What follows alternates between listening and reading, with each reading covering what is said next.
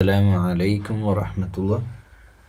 الحمد لله رب العالمين، والصلاة والسلام على أشرف المرسلين وعلى آله وصحبه أجمعين، أما بعد. أعوذ بالله من الشيطان الرجيم. بسم الله الرحمن الرحيم. സൂറത്തുൽ ബഖറയിലെ 60-ാമത്തെ ആയത്തിലാണ് നമ്മളുള്ളത്. ബനി ഇസ്രായേൽ സമൂഹത്തിൻ്റെ അവരുടെ സ്വഭാവം, അവരുടെ പ്രകൃതം, അവരുടെ പെരുമാറ്റം തുടങ്ങിയ വിഷയങ്ങളാണ് കഴിഞ്ഞ ആയത്തുകൾ വരെ പറഞ്ഞ് വന്നത്. മൂസ അലൈഹിസ്സലാം ഈജിപ്തിൽ നിന്ന് ഫിറഔൻ്റെ അതിക്രൂരമായ അക്രമമർദ്ദനങ്ങളിൽ നിന്ന് ആ സമൂഹത്തെ മോചിപ്പിച്ച് ചെങ്കടൽ പിളർത്തി, വടികൊണ്ടടിച്ച് ചെങ്കടൽ പിളർന്നു. അത് വഴിയൊരുക്കി ഫിർഔൻ്റെ മരണം സംഭവിച്ചു. ഇവർ ഇപ്പുറത്തെത്തി, മന്നയും സൽവയും ഭക്ഷണം കിട്ടുന്നു. അങ്ങനെ അവർക്ക് തണൽ നൽകി. അള്ളാഹുവിൻ്റെ വലിയ അനുഗ്രഹങ്ങൾ അവർക്ക് ലഭിച്ചുകൊണ്ടിരുന്നു. അപ്പോൾ ആ സന്ദർഭത്തിലാണ് ഇനി ഈ ആയത്ത് ഇവിടുന്ന് അങ്ങോട്ട് പറയുന്ന കാര്യങ്ങൾ. قال الله تعالى في القرآن الكريم: وإذ استسقى موسى لقومه فقلنا اضرب بعصاك الحجر فانفجرت منه 12 عينا قد علم كل أناس مشربهم كلوا واشربوا من رزق الله ولا تعثوا في الأرض مفسدين. وإذ استسقى موسى لقومه. മൂസ അലൈഹിസ്സലാം തൻ്റെ കൗമിന് വേണ്ടി വെള്ളം, കുടിനീര് തേടിയ സന്ദർഭം. അതായത് നമുക്കറിയാം, ആകാശത്ത് നിന്ന് തണൽ വർഷിപ്പിച്ചു കൊടുത്തു. അതായത് ഡെസേർട്ടാണ്, മരുഭൂമിയാണ്. അവിടെ ആകാശത്ത് നിന്ന് അവർക്ക് തണൽ വിരിച്ചു കൊടുത്തു.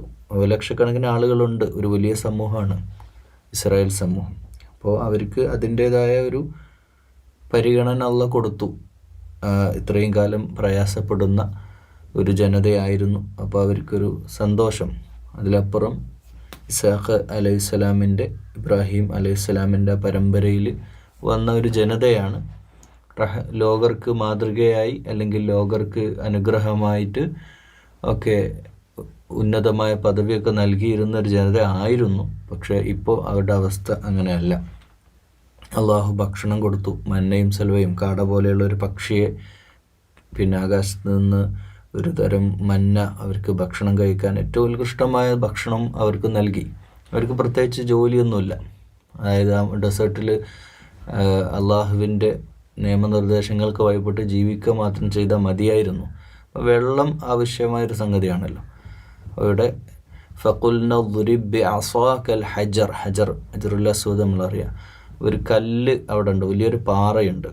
ആ പാറയിൽ വടി കൊണ്ട് അടിക്കാൻ പറഞ്ഞു. അപ്പോൾ ഈ വടി കൊണ്ട് നേരത്തെ അത്ഭുതം ഉണ്ടായിട്ടുണ്ട്.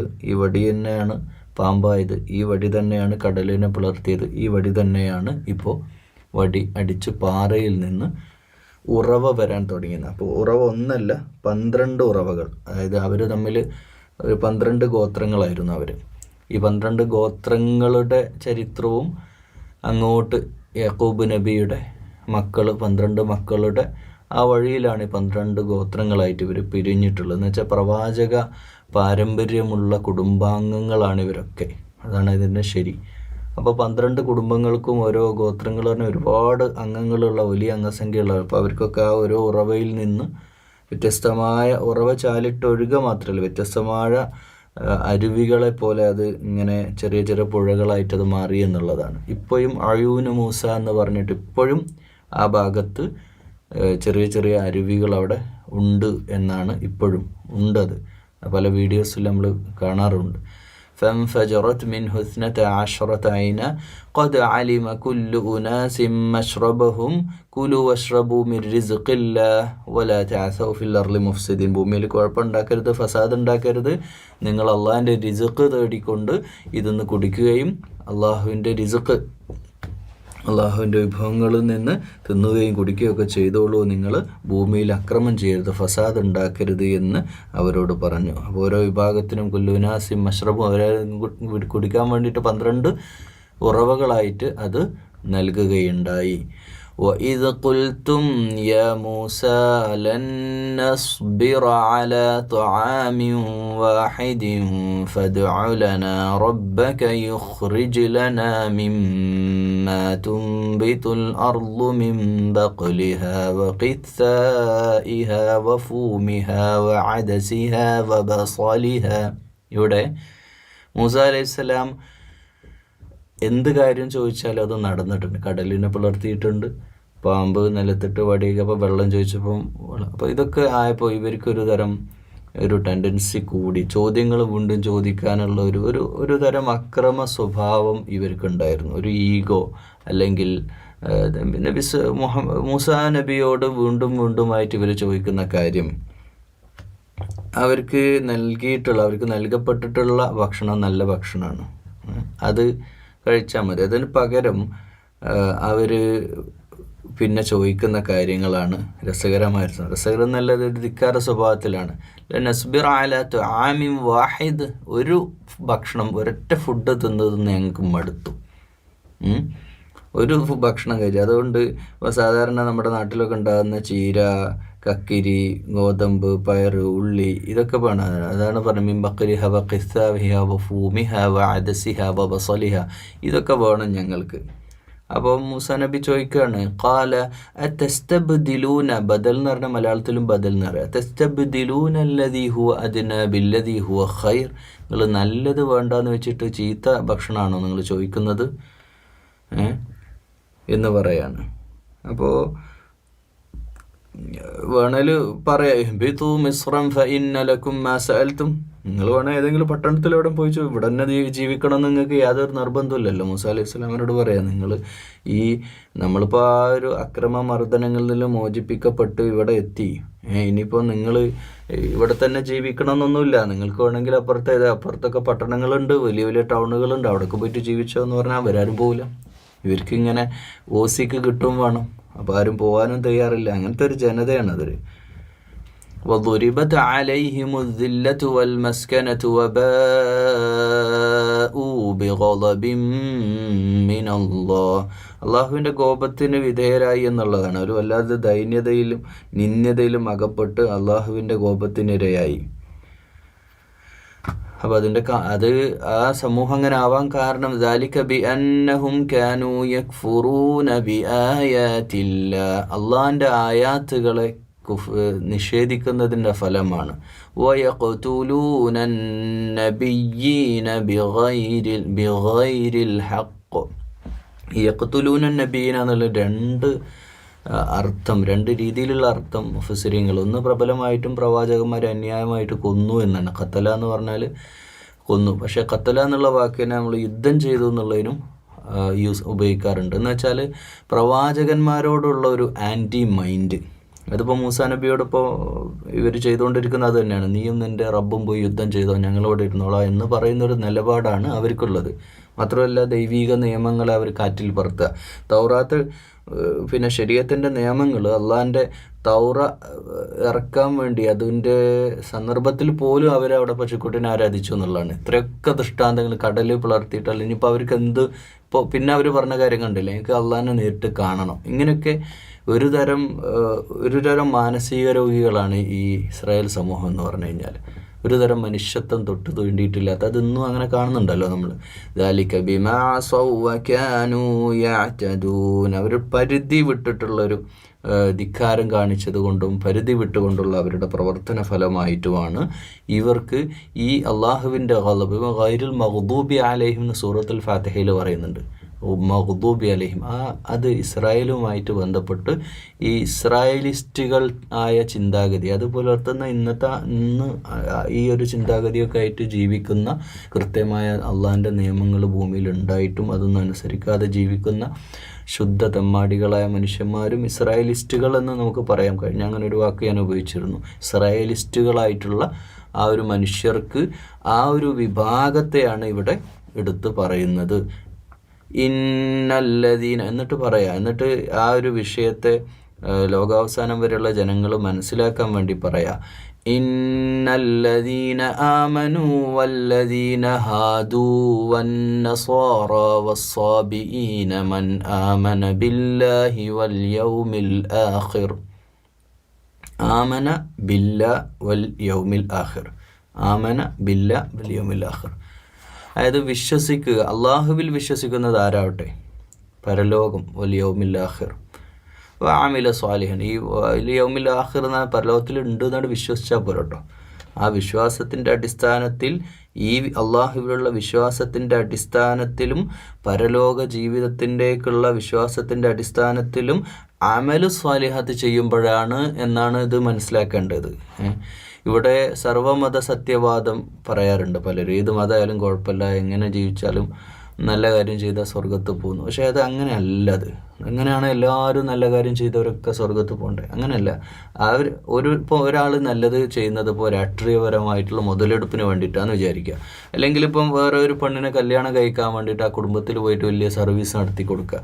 അല്ലെങ്കിൽ ഇനിയിപ്പോൾ വേറെ ദുനിയാവിയായിട്ടുള്ള എന്തെങ്കിലും സ്വത്തിന് വേണ്ടിയിട്ടോ, അല്ലെങ്കിൽ അധികാരം, പണം, പ്രശസ്തി, ഇതിനൊക്കെ വേണ്ടിയിട്ടോ മനുഷ്യന്മാർ ഒരുപാട് നല്ല കാര്യങ്ങൾ ചെയ്യുന്നുണ്ട്.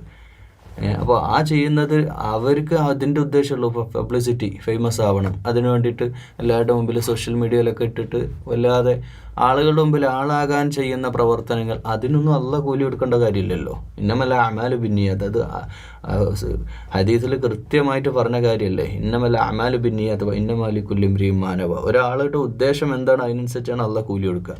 എന്ന പോലെ ഇന്നല്ലദീന ആമനു വല്ലദീന ഹാദു, അതിനിപ്പോൾ ജൂതനാവട്ടെ, ഒരു ജൂതനായിട്ട് ജനിച്ച് ജീവിക്കുന്ന മനുഷ്യനാവട്ടെ, ഇനി ക്രിസ്ത്യാനികളാവട്ടെ, ഒസാബീൻ, ഇനി അതല്ലാത്ത മറ്റ് ആരാവട്ടെ, മൻ ആമനു, ആര് അള്ളാഹുവിൽ വിശ്വസിക്കുകയും അതിൻ്റെ അടിസ്ഥാനത്തിൽ അന്ത്യദിനത്തിൻ്റെ ഹിസാബ് ഭയപ്പെട്ടുകൊണ്ടുള്ള ജീവിതം ജീവിച്ച് ആമില സ്വാലിഹൻ, സൽക്കർമ്മങ്ങൾ ചെയ്ത്, ഫലഹും അജ്റുഹും ഇൻദ റബ്ബിഹിം, അവർക്ക് അള്ളാഹിൻ്റെ അടുത്തുനിന്ന് പ്രതിഫലമുണ്ട്. വല ഖൗഫുൻ, മതം മാറ്റമല്ല കേട്ടോ. ഈ മതമല്ല ശരിക്കും മാറേണ്ടത്, കർമ്മമാണ് മാറേണ്ടത്. ഈ മതം മാറ്റിപ്പോൾ ഒരാൾ ഒരു ഡ്രസ് കോഡ് ചേഞ്ച് ചെയ്യുക എന്നുള്ളതല്ല. ഒരു സ്പെഷ്യൽ ഡ്രസ്സ് നമ്മൾ മാറ്റി, ഇപ്പോൾ ഒരു പള്ളിയിലച്ഛൻ്റെ ഡ്രസ്സ്, ഒരു ഉദാഹരണമായിട്ട് പറയാം, ഒരു പള്ളിയിലച്ഛൻ്റെ, ഒരു ക്രിസ്ത്യൻ പള്ളിയിലെ ഒരു അച്ഛനിടുന്ന ഒരു വെള്ള വസ്ത്രം ഉണ്ടല്ലോ, അതിൻ്റേതായ ഒരു വസ്ത്രം, ആ തിരുവസ്ത്രം ധരിച്ചൊരു മുസ്ലിം ജീവിതകാലം മുഴുവൻ ജീവിച്ചു എന്ന് വിചാരിച്ചോളൂ, ഒരു കുഴപ്പമില്ല. അതായത് വസ്ത്രത്തിലല്ല വിഷയം, വസ്ത്രമല്ല മാറേണ്ടത്. ഇനിയിപ്പോൾ ഒരാൾ ഈ താടി, മീശ, തൊപ്പി, ഈ ഐക്കൺ, ഇസ്ലാമിക് ഐക്കൺ, താടി നീട്ടണം അല്ലെ മീശ വടിക്കണം, അതൊന്നുമല്ല പറയുന്നത്. എന്നുവെച്ചാൽ ബാഹ്യരൂപങ്ങളിലല്ല ഇസ്ലാം, കർമ്മങ്ങളിലും കർമ്മങ്ങളുമായി ബന്ധപ്പെട്ട ആന്തരികമായ നീയത്തിലുമാണ്. അതായത് ആത്മീയമായിട്ടുള്ള ഒരാളുടെ നീയത്തിനെയാണ് പ്രധാനമായിട്ടും നമ്മൾ മനസ്സിലാക്കേണ്ട കാര്യം. അതില്ലാതെ വെറുതെ ഇപ്പം ഇവിടെയൊക്കെ സാധാരണ ഇതിലിപ്പോൾ കേരളത്തിലടക്കം ഇന്ത്യയിലടക്കം നടക്കുന്ന ചില മതപരിവർത്തനങ്ങളൊക്കെ, അത് മുസ്ലിം കമ്മ്യൂണിറ്റിയിൽ മാത്രമല്ല മറ്റ് പല പരിവർത്തനങ്ങളും നടക്കുന്നതൊക്കെ മറ്റ് പല ഉദ്ദേശങ്ങൾക്ക് വേണ്ടിയാണ്. അപ്പോൾ അത് ഏറ്റവും കൂടുതലുണ്ടായിരുന്നത് ക്രിസ്ത്യൻ കമ്മ്യൂണിറ്റി, ക്രിസ്ത്യൻ മിഷണറി പ്രവർത്തനങ്ങൾ നല്ല ഓഫർ കൊടുത്തിട്ട് തന്നെ അവർ ചെയ്തിരുന്നത്. അവർക്ക് അതിൻ്റേതൊരു പോളിസി, അവരങ്ങനെ ഒരു പോളിസി ഉണ്ടാക്കി ഒരു കാലഘട്ടത്തിൽ. ഇപ്പം അതുണ്ടോയെന്നറിയില്ല. പണ്ട് കാലത്തൊക്കെ വീട് വെച്ച് കൊടുക്കുകയും പിന്നെ ജോലി കൊടുക്കുകയൊക്കെ ചെയ്തുകൊണ്ട് ആ രീതിയിൽ ഒരുപാട് ആളുകൾ, പാവങ്ങളായ ആളുകൾ ക്രൈസ്തവതയിലേക്ക് മാറിയത്. അതുപോലെ തന്നെ ഇസ്ലാമിലുണ്ടായിട്ടുണ്ട്, അങ്ങനെ ചെയ്യുന്ന ആളുകളുണ്ട്. അതായത് അങ്ങനെ ചെയ്യുന്ന ആളുകളെന്ന് പറഞ്ഞാൽ വളരെ പാവപ്പെട്ട ആളുകൾ, അവർ ജീവിതത്തിൽ വേറൊരു ആലംബമില്ലാത്ത ആളുകൾ. അപ്പോൾ അവരിങ്ങനെ വിചാരിക്കാം, ഞാൻ ഇസ്ലാം ആകുന്നതോടുകൂടി എന്നെ എല്ലാവരും ഇനി സഹായിച്ചോളും, എനിക്കൊരു കല്യാണം കഴിക്കണം, അതിന് ഈ എൻ്റെ മതത്തിൽ നിന്നുകൊണ്ട് നടക്കൂല, ഇസ്ലാമിലേക്ക് ചെന്ന് കഴിഞ്ഞാൽ എന്തായാലും പെണ്ണ് കിട്ടും എന്നൊക്കെ വിചാരിച്ച് വന്നവരുണ്ടായിരുന്നു ഒരു കാലഘട്ടത്തിൽ. അങ്ങനെ വരുന്നതിൽ ഇസ്ലാമിൽ താല്പര്യമില്ല. അങ്ങനെ ഒരാൾ നിർബന്ധിത മതപരിവർത്തനമോ ഒരാളെ നിർബന്ധിച്ച് ഇസ്ലാമിൽ കൊണ്ടുവരാനോ അല്ലെങ്കിൽ ഇങ്ങനെയുള്ളൊരു ഉദ്ദേശത്തോടു കൂടി ഒരാൾ ഇസ്ലാമിലേക്ക് വരുന്നതിന് ഇസ്ലാമിന് ആവശ്യമില്ല, അള്ളാഹ്ക്ക് ആവശ്യമില്ല. അങ്ങനെ നമ്മളാരും ചെയ്യേണ്ട കാര്യവുമില്ല. അവരവരുടേതായ മതത്തിൽ ജീവിച്ചോട്ടെ, അവർ കിട്ടുന്ന ഫെസിലിറ്റി അവർ ഉപയോഗപ്പെടുത്തിക്കോട്ടെ. അള്ളാഹുവിനെ മനസ്സിലാക്കിക്കൊണ്ട് കർമ്മങ്ങളുടെ ഉദ്ദേശം ഈ പ്രപഞ്ച സൃഷ്ടാവായ, ഇപ്പോൾ അള്ളാഹ് എന്നുള്ള ടേം തന്നെ എടുത്ത് മാറ്റും. നമ്മൾ അറബ് വാക്ക് തന്നെ, ആ വാക്കിലാണ് ഈ വിഷയമൊക്കെ വരുന്നത്. നമ്മൾ അങ്ങനെ പറയാം, ഈ മുസ്ലിം എന്നുള്ള വാക്കൊക്കെ മാറ്റിയിട്ട്, അതായത് ഈ പ്രപഞ്ചനാഥനായ ഒരു പ്രാപഞ്ചിക സംവിധാനങ്ങളുടെ മേലെ ഒരു രക്ഷിതാവ് റബ്ബുണ്ടെന്നും ആ റബ്ബിനെ അനുസരിച്ച് ഞാൻ ജീവിക്കണമെന്നും ഈ റബ്ബ് നാളെ പരലോകത്ത് റബ്ബിൽ ആഖിർ, പരലോകത്ത് ആഖിറത്തിൽ എനിക്ക് എൻ്റെ വിചാരണ നേരിടേണ്ടി വരുമെന്നത് കൊണ്ട് ഈ ദുനിയാവിലെ ആ പടച്ച റബ്ബിൻ്റെ ദൈവിക നിയമങ്ങളനുസരിച്ച് ജീവിക്കണം. അപ്പോൾ ആ ദൈവിക നിയമങ്ങൾ മനസ്സിലാക്കുമ്പോൾ സ്വാഭാവികമായിട്ട് ഈസാ നബിയിലേക്കും മൂസാ നബിയിലേക്കും പോകേണ്ടി വരും. ചരിത്രത്തിലെ സകല പ്രവാചകന്മാരുടെയും വഴിയെ ഈ മനുഷ്യൻ സഞ്ചരിക്കാതെ എങ്ങനെയാണ് അള്ളാഹുവിനെ കണ്ടെത്താൻ സാധിക്കുക? അപ്പോൾ സ്വാഭാവികമായിട്ടും അന്ത്യപ്രവാചകനെ പറ്റി പഠിക്കേണ്ടി വരും, മുഹമ്മദ് റസൂലുള്ളയെ പഠിക്കേണ്ടി വരും. അപ്പം മുഹമ്മദ് നബി സല്ലല്ലാഹു അലൈഹി വസല്ലമയുടെ ജീവിതം മാതൃകയാക്കി ജീവിക്കുമ്പോഴാണ് സ്വാഭാവികമായിട്ടും ഈ ഒരു ഓഫർ, അജ്റുഹും ഇൻദ റബ്ബിഹിം വലാ ഖൗഫുൻ അലൈഹിം വലാ ഹും യഹ്സനൂൻ. അപ്പോൾ അവർ ദുഃഖിക്കേണ്ടി വരില്ല, അവർ സങ്കടപ്പെടേണ്ടി വരില്ല. എന്ന് വെച്ചാൽ ഈ ദുനിയാവിൽ അള്ളാഹു വെറുതെ മനുഷ്യനെ സൃഷ്ടിച്ചിങ്ങോട്ട് അയക്കല്ല ചെയ്തത്, മനുഷ്യന് അതിനുള്ള സന്മാർഗത്തിനുള്ള വഴിയൊക്കെ അവിടെ കാണിച്ചിട്ടുണ്ട്. അത് കണ്ടെത്തിയൊരു മനുഷ്യൻ അള്ളാഹിൻ്റെ വഴിയിൽ ജീവിച്ച് എന്നിട്ട് സൽക്കർമ്മം ചെയ്താൽ അവർക്ക് അള്ളാഹുവിൽ നിന്ന് പ്രതിഫലം ഉണ്ട് എന്നാണ്. അല്ലാതെ എല്ലാ മതത്തിൻ്റെ ആളുകളും നാളെ സ്വർഗത്ത് പോവും എന്നൊരു മൂഢധാരണയിൽ വെക്കരുത്. കാരണം പല മതങ്ങളും പലതും പഠിപ്പിക്കുന്നില്ല. ഇപ്പോൾ ഹറാമായ എല്ലാം ചെയ്യാം, കള്ളു കുടിക്കാം, വിഭജിക്കാം, ഇതൊക്കെ പഠിപ്പിക്കുന്ന മതങ്ങൾ അങ്ങനെ ചിലപ്പോൾ ആധികാരികമായിട്ട് പഠിപ്പിച്ചിട്ടില്ലെങ്കിലും അനുയായികൾ അത് ചെയ്യുന്നുണ്ട്. അപ്പോൾ അതാണ് ഇവിടെ പ്രധാനമായിട്ടും പറയുന്നത്. അപ്പോൾ എല്ലാ മതങ്ങളിലുള്ളവരും സ്വർഗത്ത് പോകുന്നല്ല ഉദ്ദേശിക്കുന്നത്. അവർ യഥാർത്ഥ ദൈവത്തെ കണ്ടെത്തുകയും ആ ദൈവത്തിൻ്റെ ആ യഥാർത്ഥ ദൈവം എന്നൊന്നുമില്ല, യഥാർത്ഥ ദൈവം ഫേക്കുന്നൊന്നുമില്ല, ഒറ്റ ദൈവമേ ഉള്ളൂ. ആ ദൈവമാണ് അള്ളാഹു. ആ അള്ളാഹു എന്ന കാര്യത്തിൽ ക്രിസ്ത്യാനിയാവട്ടെ, ജൂതനാവട്ടെ, മറ്റുള്ള സാബീയങ്ങളാവട്ടെ, ആരാവട്ടെ, അവർ അള്ളാഹുൽ വിശ്വസിക്കുക, അവർ പരലോകത്തെക്കുറിച്ച് ബോധമുള്ളവരാവുക, സൽക്കർമ്മങ്ങൾ അതിൻ്റെ അടിസ്ഥാനത്തിൽ ചെയ്യുക, അവർക്ക് പ്രതിഫലമുണ്ട്. വഇദ് അഖദ്നാ മീസാഖകും വറഫഅനാ ഫൗഖകുമുത്തൂറ ഖുദൂ മാ ആതൈനാകും ബിഖുവ്വ. തൂർ പർവ്വതം, തൂരി സീനാ മലകളെ പറ്റിയാണ് നമ്മളിപ്പോൾ ഇത്രയും നേരം കഴിഞ്ഞ കഥകളിലൂടെ ഒക്കെ പറയുന്നത്. ആ പ്രദേശത്താണ് ഇവർ താമസിക്കുന്നത്. സീനാ മലയൊക്കെ എപ്പോഴും ഉണ്ട്.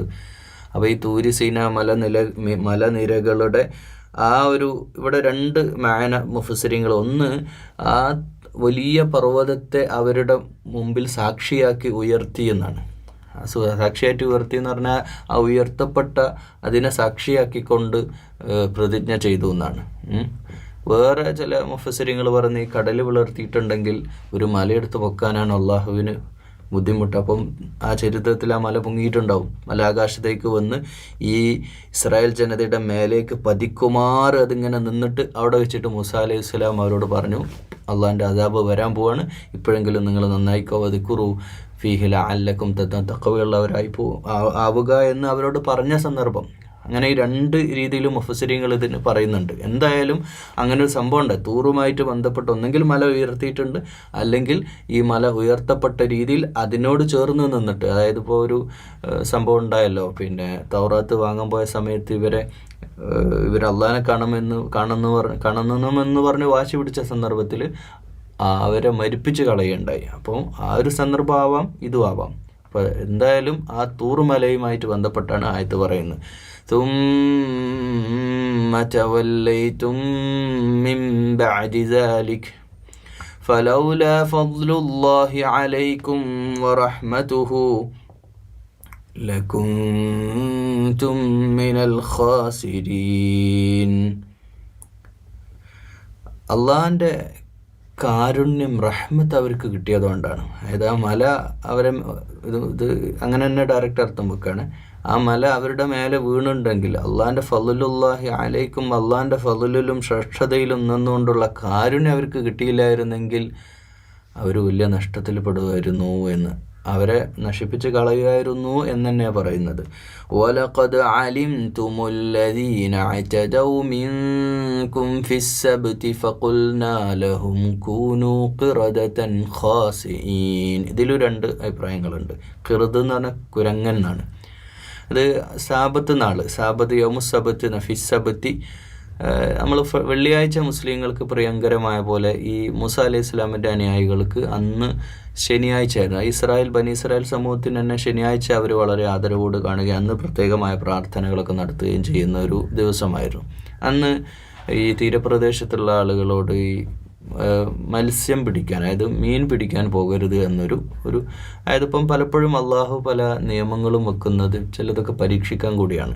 ഇപ്പം സ്വർഗത്തിൽ വെച്ച് ആദം ഹവ്വ ദമ്പതികളോട് ആ വൃക്ഷത്തെ അടുക്കരുത്, സമീപിക്കരുത്, അതിൽ നിന്ന് പഴം പറിക്കരുത് എന്നൊക്കെ പറഞ്ഞത് അതൊരു പരീക്ഷണമാണ്. ഒരു പരീക്ഷണാടിസ്ഥാനത്ത് ഇവരെങ്ങനെ ഉണ്ടെന്ന് ടെസ്റ്റ് ചെയ്യാൻ വേണ്ടിയാണ്. അതുപോലെ നേരത്തെ തന്നെ ഇവരെ ടെസ്റ്റ് ചെയ്യാൻ വേണ്ടിയിട്ട് പിന്നെ അവരുടെ വാഗ്ദത്ത ഭൂമിയിലേക്ക് ഫലസ്തീനിലേക്ക് പ്രവേശിക്കുന്ന സന്ദർഭത്തിൽ ഹെത്വ എന്ന് പറഞ്ഞുകൊണ്ട് വളരെ താഴ്മയോടെ പ്രവേശിക്കണം എന്ന് പറഞ്ഞാൽ അത് അവരനുസരിച്ചില്ല.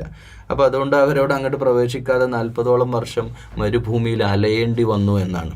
അങ്ങനെയാണ് ചരിത്രം പറയുന്നത്. അപ്പം നന്ദി കെട്ട ഒരു സമൂഹമാണ്. ഇവരൊന്നുകൂടി പരീക്ഷിച്ചാണ് അള്ളാഹു. പക്ഷേ ഇവരെന്ത് ചെയ്തെന്ന് വെച്ചാൽ ശനിയാഴ്ച പോയിട്ട് മീൻ പിടിക്കരുതെന്നല്ല പറഞ്ഞ്. അതുകൊണ്ട് ഇവർ മെല്ലെ പോയിട്ട് ഈ കടൽ തീരത്തൊക്കെ പോയിട്ട് മീനെ കിട്ടാവുന്ന സ്ഥലത്തൊക്കെ ചാല് കയറിയിട്ട് വെള്ളം ഇങ്ങോട്ട് പിന്നെ ചില തടാകങ്ങളുണ്ടാക്കി മീൻ അതിലേക്ക് ശേഖരിച്ച് വെക്കും. പിടിക്കൂല, ശേഖരിച്ച് വെക്കും. പിടിക്കുന്നത് ഞായറാഴ്ച പോയിട്ട് പിടിക്കും. അപ്പോൾ എന്ന് വെച്ചാൽ മതനിയമങ്ങളെ പാലിക്കുന്നതിന് നമ്മൾ അങ്ങനെയൊക്കെ എതിറുകൾ നമ്മുടെ ജീവിതത്തിൽ ഓരോ കാര്യം ഇതുമായിട്ട് ബന്ധപ്പെട്ട് നമ്മളൊന്ന് ആലോചിച്ച് നോക്കിയാൽ നമ്മൾ പലപ്പോഴും അത് ചെയ്യുന്ന കാര്യങ്ങളാണ്. അതായത് ചില കാര്യങ്ങൾ അള്ളാഹു വേണ്ടാന്ന് പറഞ്ഞാൽ, അപ്പം ഉദാഹരണമായിട്ട് പറയാം, ചിലർക്കൊന്നും ഇത് ഉൾക്കൊള്ളാൻ കഴിയില്ല.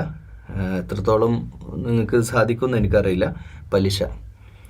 പലിശയെ നമ്മൾ പല രീതിയിലും ന്യായീകരിക്കും. ഞാനിപ്പോൾ എന്താ ചെയ്യുക, ഇങ്ങനെയൊക്കെയുള്ള സാഹചര്യം, ഇപ്പോൾ പെട്ടെന്നൊരു ബിസിനസ് തുടങ്ങാനിപ്പോൾ വേറെ അപ്പോൾ പൈസ ഇട്ടുക. നമ്മളൊരു അനിസ്ലാമിക സാഹചര്യത്തിലുള്ള ലോകക്രമത്തിലല്ലേ. ഇവിടെ ഇപ്പം ഇസ്ലാമിക് ബാങ്കൊന്നും ഇല്ലല്ലോ നമുക്ക് ഇസ്ലാമിക് പലിശ ഇല്ലാത്ത ലോൺ തരാൻ. അതുകൊണ്ട് നമുക്ക് ചെയ്യാം. ഇങ്ങനെയൊക്കെ പറഞ്ഞ് നമ്മളതിനെ ന്യായീകരിച്ച് വളച്ചൊടിച്ച്, അല്ലെങ്കിൽ പല രീതി ഇപ്പം അടവ് സിസ്റ്റം. എന്താ അടവ് സിസ്റ്റം? ഒരു പ്രോഡക്റ്റ്, ഒരു ഫർണിച്ചർ കടയിൽ നിന്ന് നമ്മളൊരു ഫർണിച്ചർ വാങ്ങാണ്. അപ്പോൾ അത് വാങ്ങാൻ വേണ്ടി ചെന്ന സന്ദർഭത്തിൽ അവരവിടെ നിന്ന് പറയുകയാണ്, ഇത് കുഴപ്പമൊന്നുമില്ല, നിങ്ങൾ എമൗണ്ട് ഇൻസ്റ്റാൾമെൻ്റ് ആക്കിയാൽ മതി. അപ്പോൾ ഇതിൽ സെയിം റേറ്റ് ആണോ? അല്ല, സെയിം റേറ്റിൽ കുറച്ച് കൂടും. സാറല്ല, അത് പിന്നെ നഷ്ടപരിഹാരമല്ല, അത് പിന്നെ പലിശ എന്ന് പറയില്ലല്ലോ. ഇങ്ങനെയൊക്കെ പറഞ്ഞ് നമ്മളെങ്ങനെ അള്ളാനെ പറ്റിക്കാൻ പറ്റുക എന്നുള്ള ഒരു രീതിയിൽ ചില കാര്യങ്ങളോട് ഇതേ നിലപാട് തന്നെയാണ് ഇസ്രായേലിസ്റ്റുകളുടെ നിലപാട്. ഒരു ഇസ്രായേലിസ്റ്റ് സ്വഭാവം നമുക്കുണ്ടോ എന്നൊരു ആത്മപരിശോധന നടത്താണ്. ഇപ്പം ഈ കഥയും ചരിത്രമൊക്കെ അങ്ങനെ പറയുന്നത് വെറുതെ കഥ പറഞ്ഞു പോകാനല്ലല്ലോ, അതിലൂടെ നമ്മൾക്ക് പാഠം പഠിക്കാനല്ലേ പ്രിയമുള്ളവരെ. فجعلناها نكالا لما بين يديها وما خلفها وموعظة للمتقين. അതായത് ഇതിലെന്താ സംഭവിച്ച് ഖിർദത്തൻ ഖാസിൻ, അവരെ മറക്കടന്മാരാക്കിയതാണ്.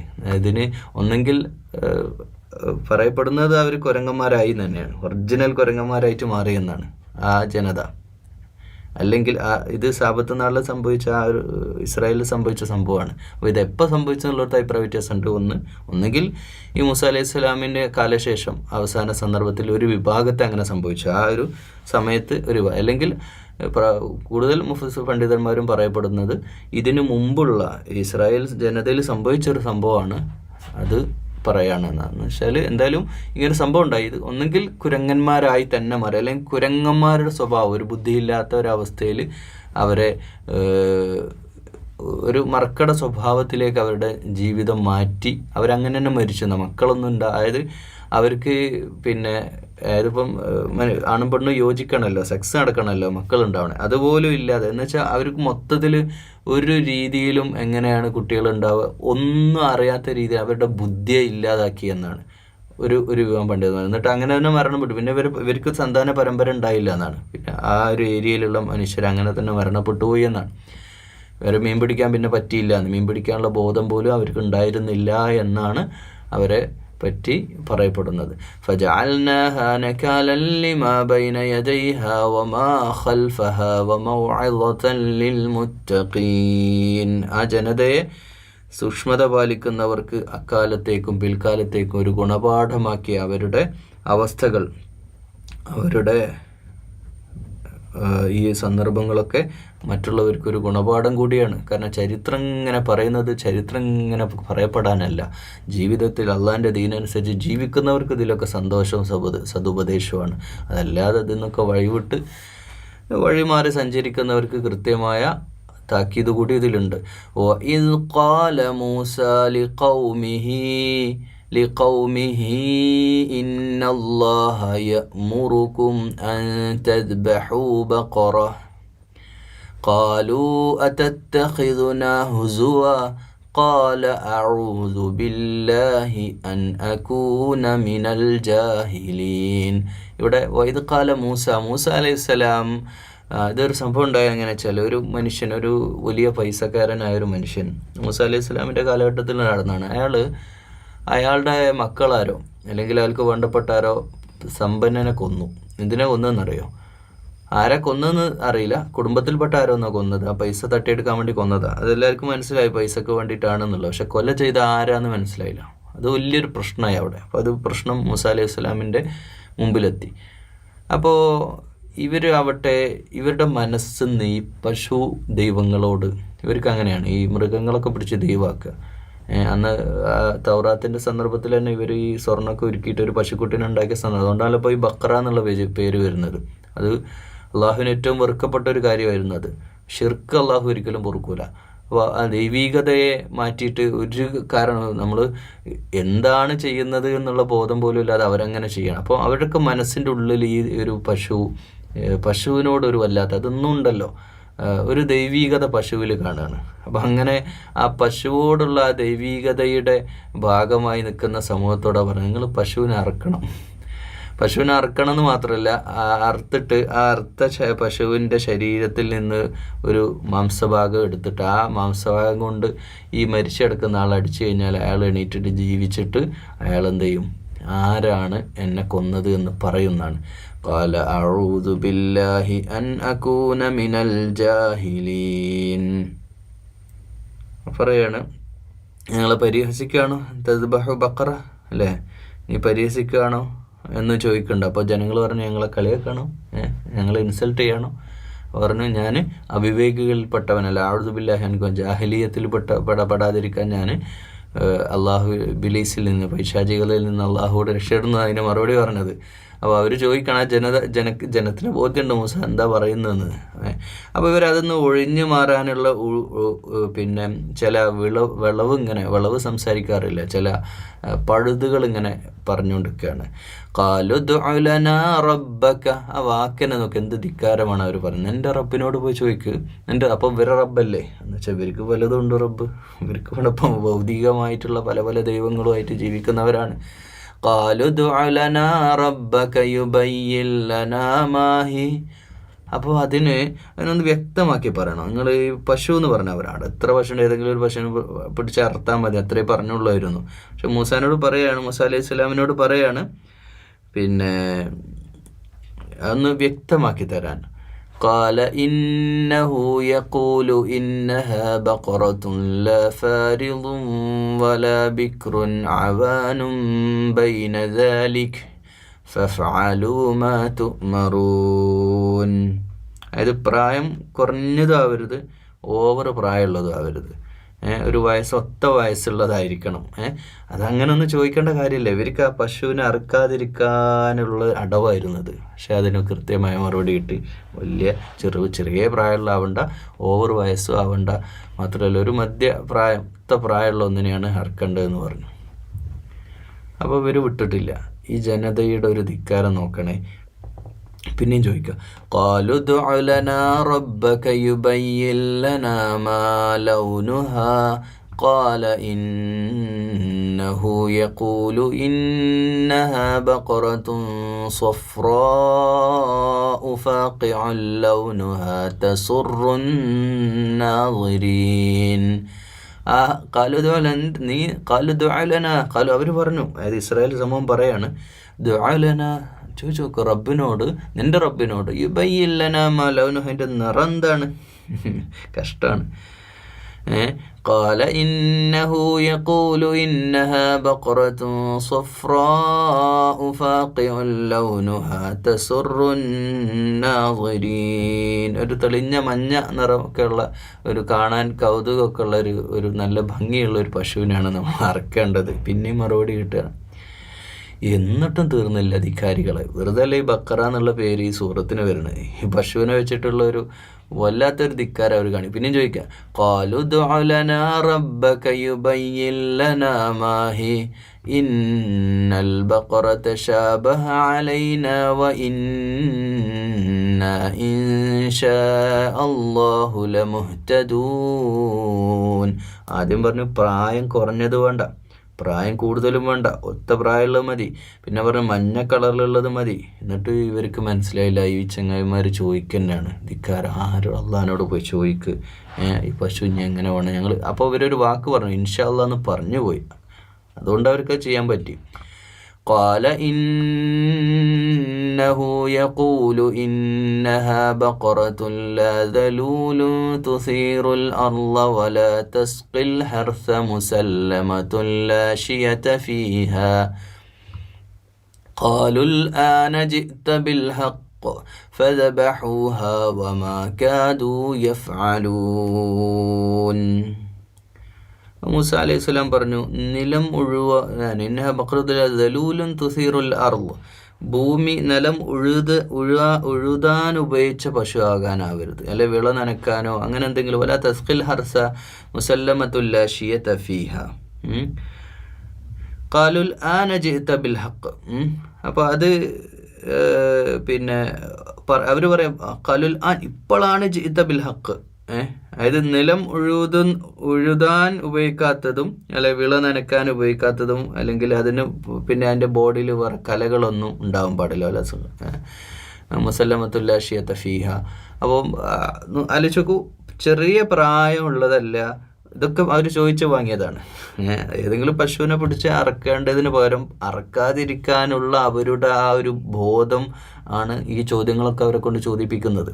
അപ്പോൾ ക്വസ്റ്റ്യൻ നമ്പർ 1, 2, 3 ഒക്കെ കഴിഞ്ഞ് ഇപ്പോൾ എന്നിട്ട് ലാസ്റ്റ് ഇപ്പോൾ അവരിപ്പോൾ പറയാം, അപ്പോൾ ഇത്രയും കൂടി ഇനിയിപ്പം ഇതൊക്കെ നോക്കണം, ഈ കണ്ടീഷനൊക്കെ നോക്കിയിട്ട് വേണം പശുവിനെ എടുക്കാൻ. അപ്പോൾ എന്നാലും ഉഴുതുമറിക്കാത്തതാവണം, അതിൻ്റെ മേലെ വേറെ കലകൾ ഉണ്ടാവാൻ പാടില്ല, ഇതൊക്കെ നോക്കണം. അങ്ങനെ അവസാനം ഒരു അതിന് എത്രയോ വില കൊടുത്ത് വാങ്ങേണ്ടി വന്നു. എവിടെയോ പോയിട്ട് ഏത് പട്ടണത്തിൽ എവിടെയോ പോയിട്ട് വാങ്ങിക്കൊണ്ടുവരേണ്ടി വന്നു. കാരണം അങ്ങനെ ഒരു പശുവിനെ അവിടെ കിട്ടിയില്ല. അവർക്ക് വലിയ ബുദ്ധിമുട്ടായി. പക്ഷേ പറയാം, ഖാലുൽ ആന ജിഅത ബിൽ ഹഖ്, ഇപ്പോഴാണ് ശരിയായിട്ട് പറഞ്ഞത്, ഇപ്പോൾ ഓക്കെ, ഇപ്പോൾ ഞങ്ങൾക്ക് മനസ്സിലായി. ഫദബഹൂഹ വമാ കാദൂ യഫ്അലൂൻ. അവർ ശരി യഥാർത്ഥത്തിൽ അവരതിന് തയ്യാറാവുമായിരുന്നില്ല എന്ന് അവർക്ക് മനസ്സ് അല്ലാഹ്ക്കറിയാലോ. وَإِذْ قَتَلْتُمْ نَفْسًا فَادَّارَأْتُمْ فِيهَا وَاللَّهُ مُخْرِجٌ مَا كُنْتُمْ تَكْتُمُونَ. അത് ഈ ഒരു കാര്യമാണ് കേട്ടോ. ആ ഒരു പശുവിനെ അറുത്ത ശേഷം ആണ് ഈ സംഭവം നടക്കുന്നത് എന്നാണ് ചില പണ്ഡിതന്മാർ പറയുന്നത്. പശുവിനെ അറക്കാൻ പറഞ്ഞു തന്നെ ഈ ഒരു സംഭവം നടന്നത്. ഇത് ഖതൽത്തുൻ നഫ്സൻ, നേരത്തെ മേലെ പറഞ്ഞു, ഒരാളെ കൊന്നു. ആളെ കൊന്നത് സാമ്പത്തിക ആവശ്യത്തിന് എന്തോ വേണ്ടിയിട്ടാണ്. അപ്പോൾ അത് ആരാന്ന് തെളിയിക്കേണ്ട ബാധ്യത മൂസ അലൈഹി സ്വലാമിൽ വന്ന് ചേർന്നപ്പോൾ ആണ് മൂസ അലൈഹി സ്വലാം പറഞ്ഞത്, فَقُلْنَا اضْرِبُوهُ بِبَعْضِهَا كَذَلِكَ يُحْيِي اللَّهُ الْمَوْتَى وَيُرِيكُمْ آيَاتِهِ لَعَلَّكُمْ تَعْقِلُونَ. فَقُلْنَا اضْرِبُوهُ بِبَعْضِهَا كَذَلِكَ يُحْيِي اللَّهُ الْمَوْتَى. ആ മനുഷ്യനെ അടിച്ചു കഴിഞ്ഞപ്പം ജീവൻ വെച്ചു എന്നാണ്. ജീവൻ വെച്ചിട്ട് തന്നെ ആരെ കൊന്നത് എന്ന് പറഞ്ഞു. അത് അള്ളാഹു മരിച്ചവരെ ജീവിപ്പിക്കുന്നു എന്ന് മനസ്സിലാക്കി. ഇത് ഇത്രയൊക്കെ ദൃഷ്ടാന്തങ്ങൾ വന്ന വേറൊരു സമുദായം ലോകത്തില്ലല്ലോ. നമ്മൾ നോക്കുക, നമുക്കിപ്പോൾ ഈ ഖുർആൻ മാത്രമേ നമ്മുടെ മുമ്പിലുള്ളൂ. പക്ഷേ ഇതൊക്കെ കണ്ണിൻ്റെ മുമ്പിൽ കണ്ട ഒരു സമൂഹം. ഇത് സാന്ദർഭികമായിട്ടൊരു ഹദീസ് പറയാണ്. നബി സല്ലല്ലാഹു അലൈഹി വസല്ലം ഒരിക്കൽ പറഞ്ഞു, ഞാൻ പരലോകത്ത് അന്ത്യദിവസം എനിക്കൊരുപാട് ആളുകളുണ്ടാവും, എൻ്റെ സമുദായം ഒരുപാട് പേര് സ്വർഗത്തിലേക്കുള്ളവരാണ്. മറ്റൊരു പ്രവാചകന്മാർക്ക് അവകാശപ്പെടാനില്ലാത്ത വിധം സാഗരം സ്വർഗത്തിലേക്ക് ഒഴുകുന്നത് എൻ്റെ ഉമ്മത്തായിരിക്കും.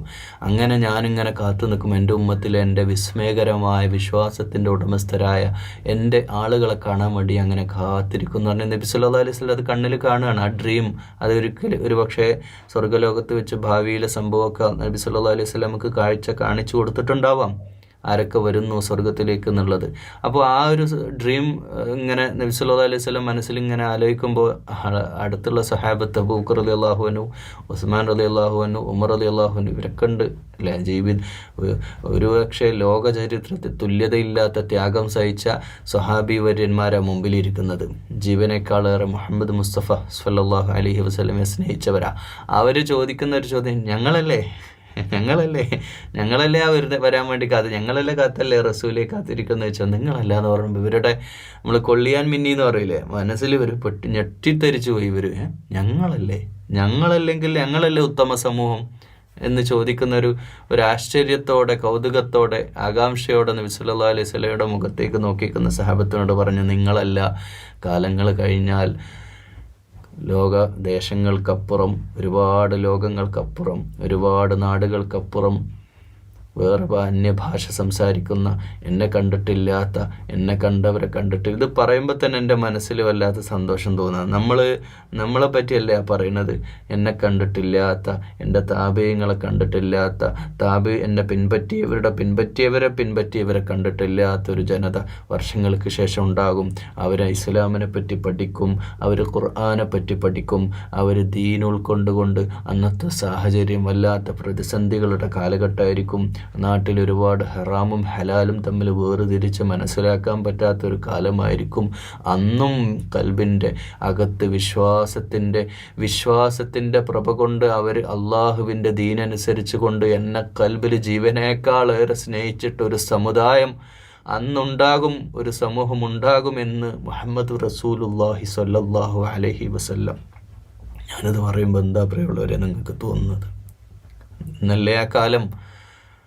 അപ്പോൾ ഫഖുൽന ദ്രിബൂഹു ബിബഅദിഹാ കദാലിക യുഹയില്ലാഹുൽ മൗത വയരീകും ആയാതിഹി ലഅല്ലകും. ചിന്തിക്കുന്നവർക്ക്, തഅഖിലൂൻ, അഖ്ലുള്ളവർക്ക് ഇതിന്നൊക്കെ പാഠം ഉൾക്കൊള്ളാൻ വേണ്ടിയിട്ടാണ്. അപ്പോൾ ഇത്രയൊക്കെ അവരുടെ മുമ്പിൽ പച്ചവെള്ളം പോലെ ദൃഷ്ടാന്തങ്ങൾ, അടിക്കടി അള്ളാഹുവിൻ്റെ ദൃഷ്ടാന്തങ്ങൾ, മുഅ്ജിസത്തുകൾ ഇവിടെ മുമ്പിൽ വന്നിട്ടും അവർക്ക് യാതൊരു കുലക്കുമില്ലാത്ത വല്ലാത്തൊരു സമൂഹം തന്നെയാണ് എന്ന് പറയാം. എന്നിട്ട് അതിൻ്റെ അടുത്ത ആയത്താണ് അതിനേക്കാളും ആശ്ചര്യകരം. ثم قست قلوبكم من بعد ذلك فهي كالحجارة أو أشد قسوة. നിങ്ങളുടെ മനസ്സിൻ്റെ പ്രശ്നമാണ്. അവരോട് പറയാ, നിങ്ങളുടെ മനസ്സ് കടുത്തുപോയി, പാറ പോലെ കഠിനമായി. എന്നിട്ട് പറയാ ഔ അശദ്ദു ഖസ്വ, അതിനേക്കാളും കഠിനമായി, പാറയേക്കാൾ കഠിന ഹൃദയരായി മാറി. കാരണം ഇത്രയേറെ ദൃഷ്ടാന്തങ്ങൾ, ഇത്രയേറെ കൺമുമ്പിൽ വന്നിട്ട് നോക്കൂ. ഈ കാർമേഘങ്ങൾ മേലെ വന്ന് നിൽക്കുന്നു, മന്നയും സെൽവയും കൊടുക്കുന്നു, കടൽ പിളർത്തുന്നു, വടിയിട്ട് പാമ്പാവുന്നു, തൂർ പർവ്വതത്തെ ഉയർത്തുന്നു. ഇതൊക്കെ ദൃഷ്ടാന്തങ്ങൾ. ഇപ്പോൾ ഈ മനുഷ്യൻ മരിച്ച ആൾ എണീറ്റിട്ട് കൊലപാതകയെ പറഞ്ഞു. ഇതൊക്കെ സംഭവിച്ചിട്ടും യാതൊരു കുലുക്കുമില്ലാതെ അവർക്ക് അവരുടെ ആ അധികാരത്തിൽ അവരിങ്ങനെ ആ ലഹുവിൽ ജീവിക്കുന്ന സമൂഹം ഇസ്രായേൽ ചരിത്രത്തിൽ തുല്യതയില്ലാത്തൊരു സമൂഹമാണ്.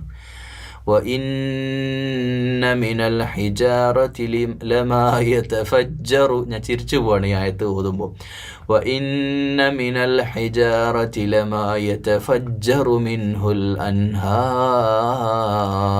എന്തൊരു മനോഹരമായിട്ട്, ഇതൊരു സാഹിത്യ സൃഷ്ടിയായിട്ട് തോന്നുന്നത് ചില സന്ദർഭത്തിൽ. നിങ്ങൾ ആലോചിച്ച് നോക്കൂ, അള്ളാൻ്റെ പ്രയോഗം. നിങ്ങളുടെ മനസ്സൊക്കെ കടുത്തുപോയി, പാറ പോലെ കടുത്തുപോയി, അല്ല പാറനേക്കാളും കടുത്തുപോയി. എന്നിട്ട് പറയാ, ഇനിയിപ്പോൾ പാറയാണേലും അതിൻ്റെ ഉള്ളിൽ നിന്ന് തെളിനീരുറവകൾ പുറത്തേക്ക് വരാറുണ്ടല്ലോ. പാറയാണേലും. പക്ഷെ നിങ്ങളുടെ മനസ്സ് അതുമല്ല. നിങ്ങളുടെ മനസ്സിൽ നിന്ന് ഒരു ഉറവയും ഇനി പ്രതീക്ഷിക്കേണ്ടതില്ല. وَإِنَّ مِنْهَا لَمَا يَشَّقَّقُ فَيَخْرُجُ مِنْهُ الْمَاءُ.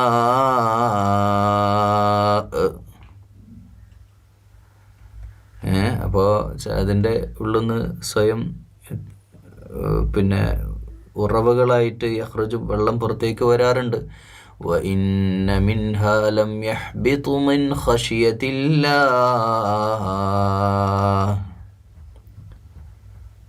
അതായത് ദൈവീക ഭയം കൊണ്ട് അത് അങ്ങനെ പ്രവർത്തിക്കുന്നു എന്നാണ്. വമല്ലാഹു ബിഗാഫിലിൻ അമ്മാ തഅമലൂൻ. നിങ്ങൾ പ്രവർത്തിച്ചുകൊണ്ടിരിക്കുന്നതിനെക്കുറിച്ചൊക്കെ വ്യക്തമായി അള്ളാഹുവിന് ബോധ്യമുണ്ട്. അള്ളാഹു ഗഫലത്തിലല്ല, അള്ളാഹു അശ്രദ്ധനല്ല, അള്ളാഹുവിൻ്റെ അറിവിൽപ്പെട്ട് തന്നെയാണ് നിങ്ങളുടെ പ്രവർത്തനങ്ങളുടെ ഓരോന്നുമെന്ന് ഇത് ഇവരോട് മാത്രമല്ല പറയുന്നത്. ഇതിപ്പോൾ ആ സമൂഹത്തോട് ഇപ്പോൾ ഖുർആന് പിന്നെ 1400 അല്ലെ 2000 വർഷത്തിന് ശേഷം മൂസ അലൈഹി സ്വലാമിൻ്റെ കാലഘട്ടത്തിന് ശേഷം 2000 വർഷങ്ങൾക്ക് ശേഷമാണ് ഖുർആൻ വരുന്നത്. അപ്പോൾ ഈ ഖുർആനിൽ ഇപ്പോൾ അവരെ ഉത്ബോധിപ്പിക്കേണ്ട കാര്യമില്ല, ഇത് നമുക്കുള്ളതാണ്.